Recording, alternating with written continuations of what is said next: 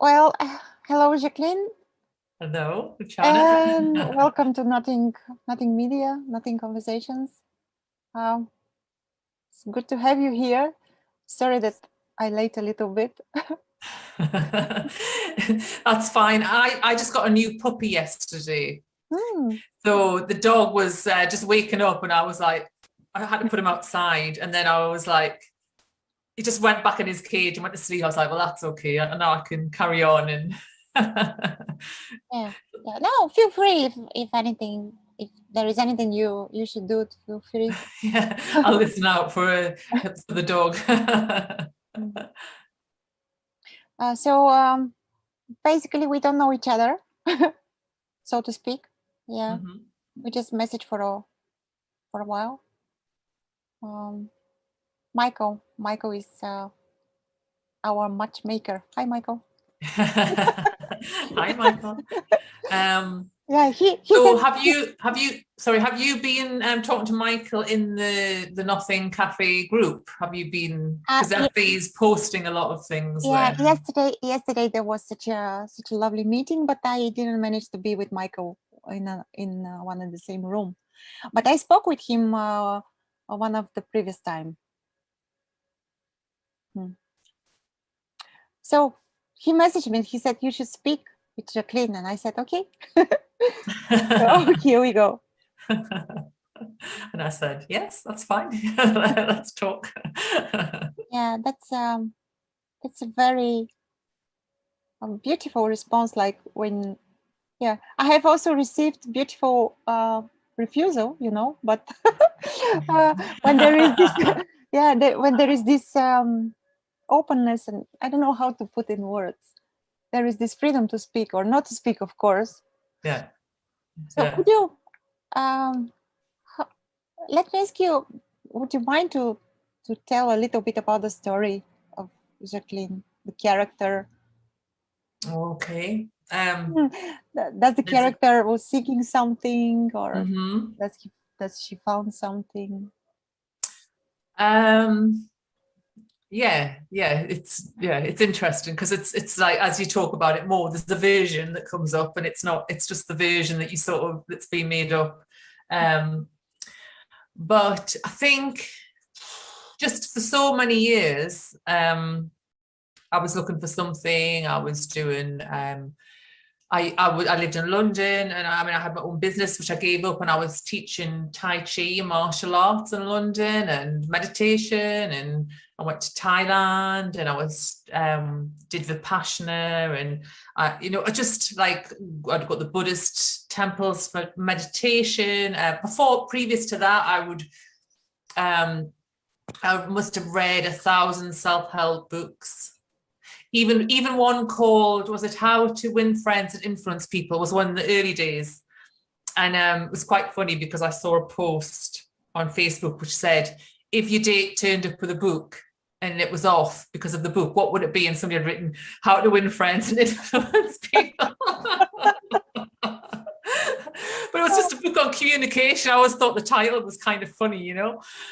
um just in look psychology books and this and that, and I think there was just that overwhelming sense of I think what used to come and go was like just a feeling of intensity, almost like what you would call depression, but like not being able to feel that I could cope properly, but yet just continuing to cope with daily life. But then I would have this lightness again, and it just felt like constant in my life. I was sort of, once I'd start struggling, I would buy a book or something, and I'd start trying to find some answers. And by the end of the book, I used to feel quite often good. But I think it was just time, really, that just made me feel good. I think my body chemicals changed, um, and then I got to a point where quite a few years ago, I got interested in law of attraction. Mm. That became the new thing. And I just thought it was very positive. And I don't know if you've heard of Abraham Hicks. Yes, I've heard, but not. I'm not familiar. Just Yeah, Yeah. I've heard. It was so was this couple, and this woman started to channel a some sort of, I don't know whether not spirit or some sort of source energy or whatever, and it was telling you how to tell a better story and be positive, and this, you know, I really got into that. But once again, I could sense this sort of like, when I didn't feel good, I was just like, you know, I'm happy, I'm happy, I'm happy, I'm happy, you know, like kind of just like trying to grasp at something. And I think I got to a point where, I don't know, there was something about that, it was going down, but in my interest, but I did end up going to London to this, because I've been into it for so long. There was this, they were doing like a show, and she was on stage, and I remember the morning I was like, oh, this is so good, and you know, I was enjoying it. And what she would do is, Abraham, who she was channeling, would help the person on stage that came from the audience to tell this better story, and how they would, you know, tell a better story that you would attract things into your life in a better way. And this woman had quite a negative story, and then she was trying to teach her how to give this positive story. And I don't know what it was. I was just standing there, and I just was like, it makes no difference to what's going on if you've got a good story or a bad story. That was my realization at the time. I was just like, and I don't know why that was so profoundly, you know, in that moment, why, you know, because all this time I was like, oh yeah, you've got to tell a better story. And I remember going back home, and I just remember feeling really exhausted. I was just sitting on the sofa, and I just remember feeling really, you know, like quite sort of drained, but just sort of just sitting, looking out the window, and just, I started to really like, the other thing I started looking at was it like, oh, what's it called? Papa G, and he had this thing about, you are this, or you are that, and or and you in one book I was reading, and you had to say, was it, who am I?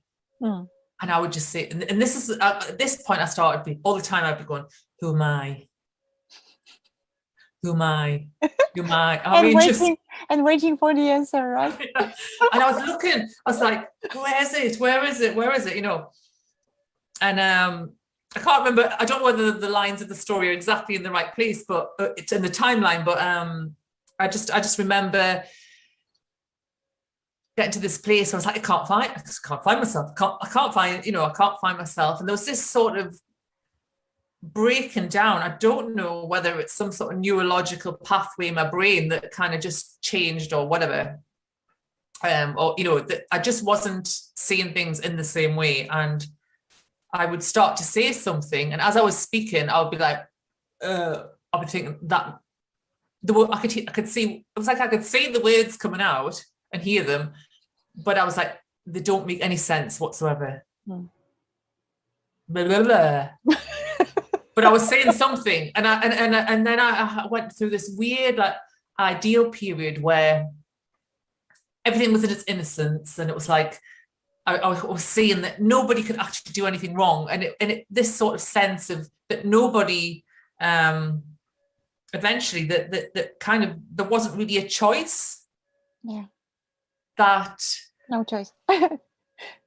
there was the story of choosing, but life was just doing itself in a sense. See the cats there. Yeah. She came here to listen. It's a beautiful place there, by the way. Absolutely stunning. Is it a lake behind? No, it's just a garden. Let me show you. Oh, all right. Okay. Beautiful. I'm sorry to interrupt you. Like this. No, it's fine.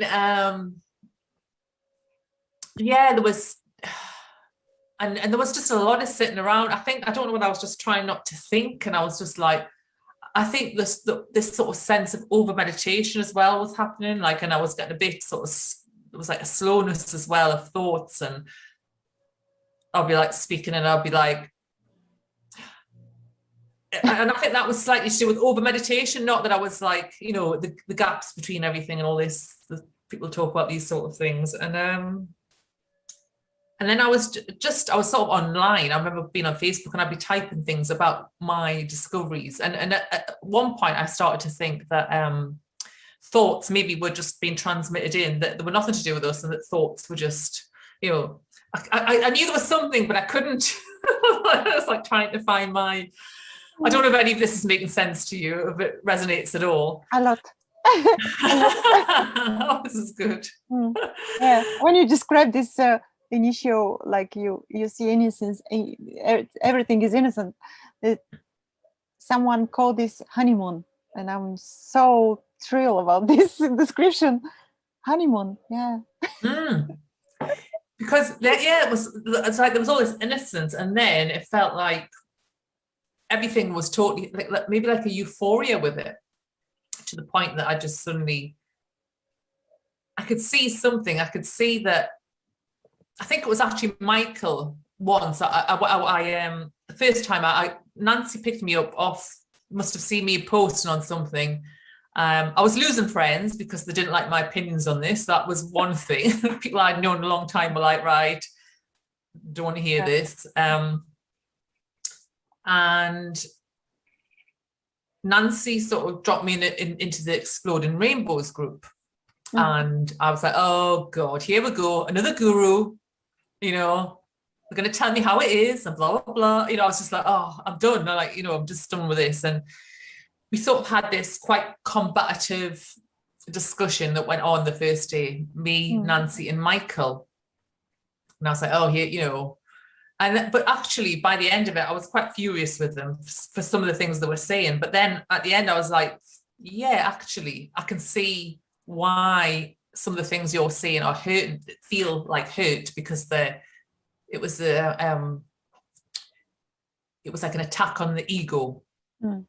You know, this sort of persona that's sort of made so real. And I remember one day saying to Michael in this group, saying, well, how is the self like created? And he just said, well, it's just the brain creates it. And I was just like, well, of course, I always knew that. Like, why did I think that was so, it was so obvious when he said that I was like, what, how did I never kind of verbalize that obvious thing? So to me, that was just like, from then on, it was like, the best answer for me is that the brain is creating the story of me. And I mean, I'd always noticed things like, if I felt good, the story was good. If I didn't feel good, the story was bad. It was as simple as that. You know, not that anything else was going on. And then I think I realized that I felt like I knew something, because after this innocent period and being very heady came, then I think the ego really came in, like, I'm enlightened, you know, found it. And I was like, expert. You know, like, expert at this. And it just got me to a point where I thought I was unfathomable. What's the word? Unfathomable. Yeah, I'm not the right person to ask this. It's not my native, you know. That word, anyway. Yeah, never mind. And because I thought I was protected in some sort of positive space of like enlightenment. And then I realized it was like something came along. It was after the death of my father, just sort of some things happened, and I realized, despite me thinking everything was in its innocence, it really felt like even within the dream, I could really be, I was, because of this egotism, I was in a very vulnerable position to be totally, without going into it too much, put in it like a very, very bad situation. And I was just like, and it just, that grief of my father dying and everything like that. And I think I got to a point there where I was just like, somehow I just was like, I don't want to do this anymore. Like, this is all, I don't care. And in terms of learning something new, or it's always, I think I had not the last conversation, because occasionally I'll have conversations with people, but there was this one where I was having a discussion with this woman, and she was writing specifically one thing on her Facebook page and then specifically something else. And all I said was, well, how come you're saying that there, but then in here you're saying this? And it just made her so angry. But it wasn't like I was saying it's wrong or you should be doing it. I was just, well, why are you doing that? And then we had this discussion, went on and on and on. And then it came back. She was like, oh, I've had a big shift and it's because of you, and you've, you know, you've done something that's made me open. And I just thought, oh, no, no. And I was done, like, for quite a while, really talking about this for quite a while. I went to college and I did my fine art degree for 3 years. I did a teaching course with all this sitting here, but I didn't really know what to do with it. But I was okay with everything just being as it was, you know, doesn't matter how it shows up. There's probably lots of things to explain in there, and you probably I can see this conversation because I can see you resonate with a lot of the things that I'm saying. And yeah, so maybe more recently I talk a little bit more about this, but not. Yeah, it's been an interesting journey of sorts. Yeah, it's interesting how you when you said that it's here, it was here, but some other things are seemingly happening in this so-called my life. Yeah, the resonance is also when you said that there is no intention to know. You say something like this, to understand or to know or to dig into the things. Yeah. To know how it works, why. Yeah, at the same time, like, you know, I can be on lots of different subjects and I can think, oh, I really like to know the reason and the technique and the method and it might be something, and that is interesting within that, but I'm not looking for the answers to life. I personally just don't think, I think I'm sort of settled with that when you get one answer, there's another answer. It's just opinion. It's just, there's no way to, and I'm just calm with that now. I just don't need to know another method or another, I don't need a teacher. I haven't done teachers for years and years and years, you know? And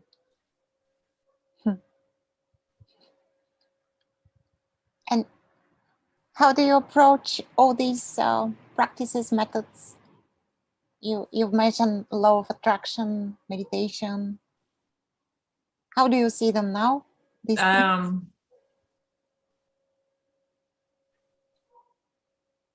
I think so. Meditation, I would say, is just if I was sitting, not just maybe focus on my breath, that would just, I suppose it would just be meditation, and that in that moment it would just be what it was, you know. It's not and it would be me breathing, but I would never be thinking, oh, that's gonna give me a realization, or it's gonna take me to a better karma or a enlightenment. I think now my feeling is that the seeking of enlightenment is probably the most egotistical thing you can actually do for me. Yeah, it's just what I think. Yeah. And you, what's up? Tell me a little bit about your story. Oh, I don't know what to tell, really. It's just this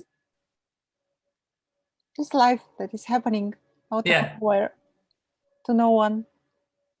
Just like, I don't know, there are thoughts and I guess I still believe them. Yeah. So lots of thoughts constantly. Yeah, and it's, I mean, I still have also, I mean, I can't remember who. Yeah, I was talking, actually when I did a call with Michael, which I haven't done one very many, I think the second one, and somebody was saying, I've totally forgotten what I was going to say. But that's to do with the fact I got a puppy yesterday and the puppy cried all night. So I'm actually quite, you know, you're just a bit tired. but it's in a good way. It's okay. I'm trying to think what it was I was going to say. Oh yeah, it was like, you know, about dealing with thoughts and this, that, and the other. And I was like, I still have really weird thoughts, but it's all right. Yeah, there is no intention here to change them at all, or to influence anything.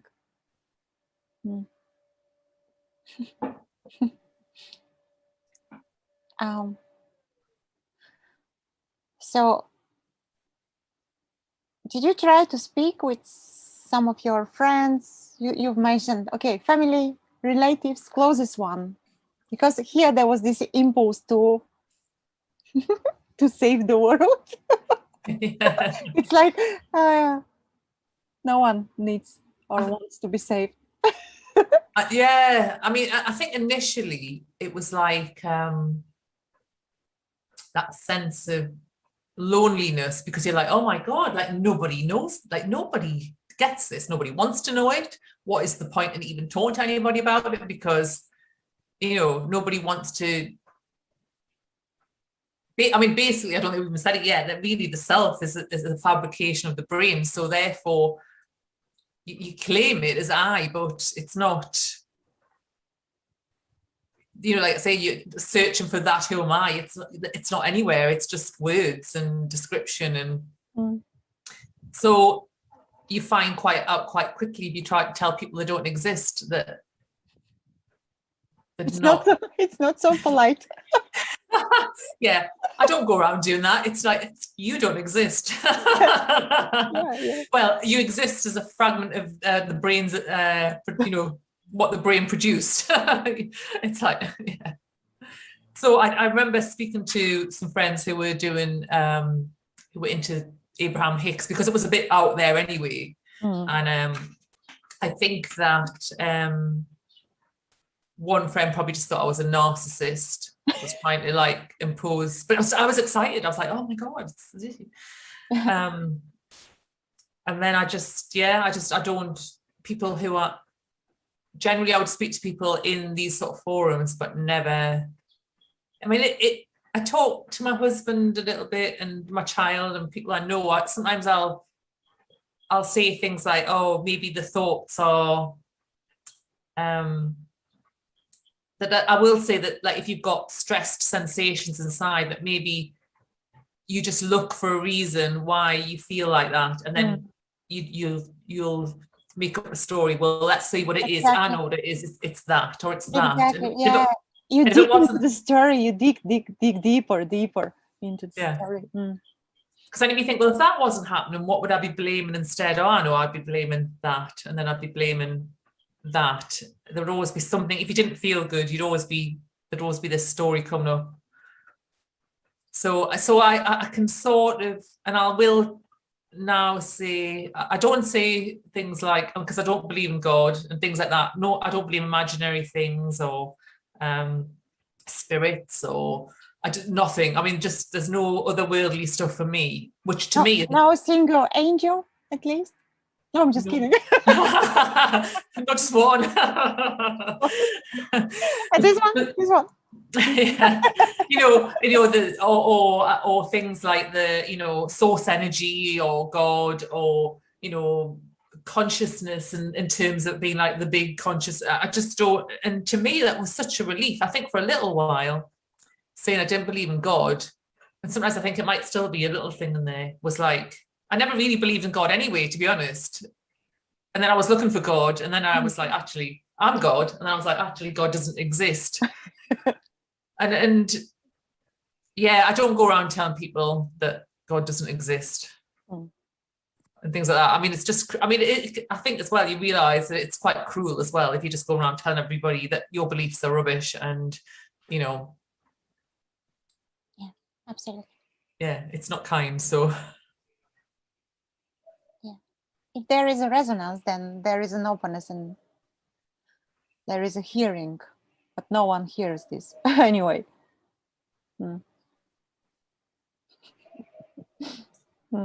Which I suppose is where and as you talk and it starts falling apart again, because then we have this conversation and then everything's, I think when somebody sees it similarly. You just start to like, the reason for talking becomes less and less. So you're like, oh, isn't this just lovely? And yeah. And this joy is coming out of nowhere. and it's like this song is just playing, and I mean, that to me would come from Nancy, you know, like, and I mean, Nancy really was, I mean, I always resonated. I always feel like I say to Michael, you're my doppelganger, because we think the same things quite often, and it's hilarious. And whereas Nancy, she wasn't like a teacher. She was just like, she had no handholds when I was trying to grasp, you know, when I felt like I was really losing it. Yeah. She would, I used to call it like supportless support. She wouldn't try and... Beautiful put in words, supportless support. Beautiful. Yeah.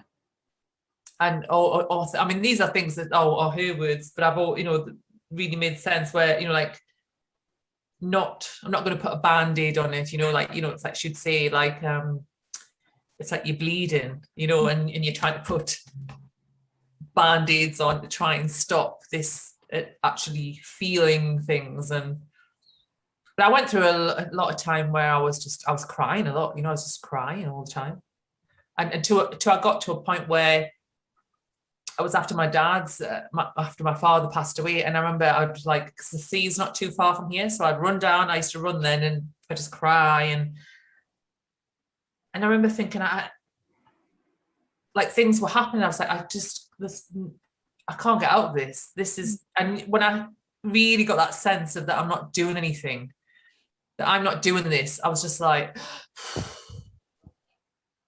and it was like I was being held under the water, you know, but then I was like, but I'm all right, you know, I can still breathe under the water, and there was nothing I could do to get out, and I didn't want to get out either. I was like, there's no point in trying, because every time I try, I'm like, it's just trying to grasp my way out of this feeling. So it was, in a way, it was like feeling like terrible depression, but I didn't ever think, oh, I want to kill myself, or there was never suicidal thoughts. And I always think that sometimes I would say light suicidal thoughts came over the years as part of the generals, oh God, I can't live with this, and no, I can't live with myself, that sort of thing. But this time there was no want to escape it. And this seemed to be a fundamental part of this, whatever this was. And so it just was. And I was like, and I think another way I described it was like being in the abyss and being forced to look at the monster in the abyss. That was it. And then you looked at it, it was just your own reflection. The monster was you. And then you were like, oh, okay. I don't know if it makes any sense what I'm saying, but these were just things that came along, and I don't really speak about it, so it's quite interesting to tell the story. When you say monster, it's coming here like it's a joke that you made up just for fun. The joke. Brutal joke. That you were terrified of those monsters, running away from them, and all the time you were just making them up. They were imaginary, you know. But you and even you weren't making them up. They were making themselves up, and I don't know how that works ultimately. But somehow it's like seen through, isn't it? And then everything, you know, it doesn't mean that life's better. It's better in some ways, but it's not that the actual things that are happening, you're not safe from harm, or you can't not have your heart broken or do stupid things. You can't, nothing stops like that. But just something. And that's the beauty, that's the freedom, that nothing stops, nothing needs to be stopped. No, that anyone has power to stop it, but everything is just welcome to be exactly as it is. So no end of so-called negative feelings for you? I'm trying to think what that would mean now. No, because ultimately, I suppose I don't think the sensations that I have really are either negative or positive. I think that I think, and I could be wrong, that it's that my body is doing things. I think the chemicals and the ebb and flow of whatever is regulating with the chemicals that my brain creates and everything. I think my body has different sensations. So I can have negative thoughts. It's just that they're not,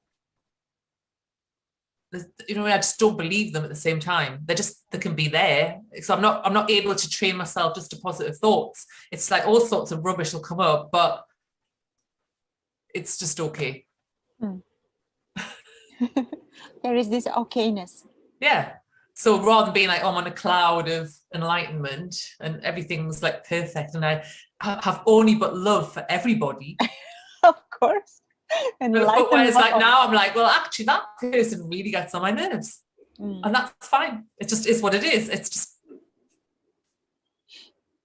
still, you know, I could say, but it just sounds a bit sort of contrived. You could still say they might get on your nerves, but you don't blame them for being annoying either, because it's not their choice. Absolutely. And it's not your choice to feel whether you love them or don't love them either, you know? Yeah, let's speak about choice and choice, control, this decision. Do you want me to speak about that? Yeah, how do you see? Do we have any choice at all? I don't think so. I don't think so. Choice. No. And yet it looks like I'm making decisions, and you say, do you want to come and do a talk? And I say, yes, I'd like to come and do a talk. I've chosen to do that. It looks like this. And because I remember once with the whole enlightenment thing, in the end, just saying, do you know what? If enlightenment's a thing, it can come and get me. You know, that's it. You know, I'm not going for, and it can come to me. And it was this, and a similar thing happened with my art. You know, not that I could choose that either, but it was just a weird flip to it. And you know, my whole idea about being an artist has changed. I don't have a problem with being an artist, whereas before it was a bit like, oh my gosh, you know, some weird sort of conditions of being an artist was like you couldn't make money, or you had to be pure, or all these things. And the same thing, it's difficult, you know, if you're looking at all the great artists and you're like, oh, I'll never be like that, and it's too much. It's like looking at enlightened beings or looking at movie stars or great artists. That's it. Yeah, there is this some are seen like superior, which is not the case. So same thing with the art. I was a bit like, okay, let the artist come, you know, like I'm not going to try and be an artist. The artist will just have to come and find me, you know, like the enlightenment, if that's what's going to happen. And weirdly, because I'm not letting go, but it's just a flip of the way it is, that it's just happening. So it's just interesting that, yeah. It's not me seeking it. Even though I know those things aren't seeking me, I just like the way of because I'm not doing it. So if the artist is going to be, it's not because I'm making me be an artist, you know. So if it wants to be an artist, let it be an artist, whatever that means. Yeah. Yeah.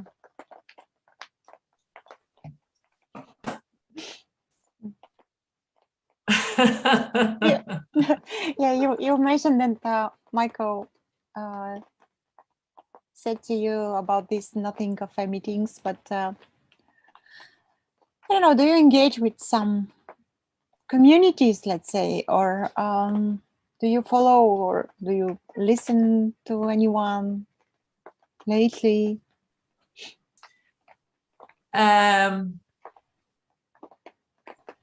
don't think so. I'm trying to think if I've ever listened to anything. Because sometimes, occasionally, somebody will send me something, a video, or not for a while, but they'll say, oh, you know, want to look at this or that, and usually within 2 sentences, I can go, yeah, I'm done. I'm done at that. You know, I know what the perception is. You know, so I don't need to look into something because I'm not looking for anything anyway. But I do remember in there's I think it's at the Back Gap group. I don't know if you're in that one. Yeah, I've watched some of those videos. Well, it's not. It's he has a Facebook group and people post things in there. And I think it might have been because Michael was posting, then posts start to pop up in my feed. So I was thinking something and I can't even remember what it was, but then loads of different posts, people saying, oh, there's this science book, you can look at this and that, and this is, and this, and this. Oh, I know what it was just something, I started watching it and I was just like, God, that's giving me a headache. I really don't know what they're talking about. And everybody was like, oh yeah, and this, it was the 4th dimension, or I don't know how many dimensions, and I was just like, yeah, no. And a lot of people will be like, you should read this, read that. And I'm like, no. In fact, so then I couldn't even respond to any of the comments, because then you realize, oh, why did I do that? Because they don't want to know.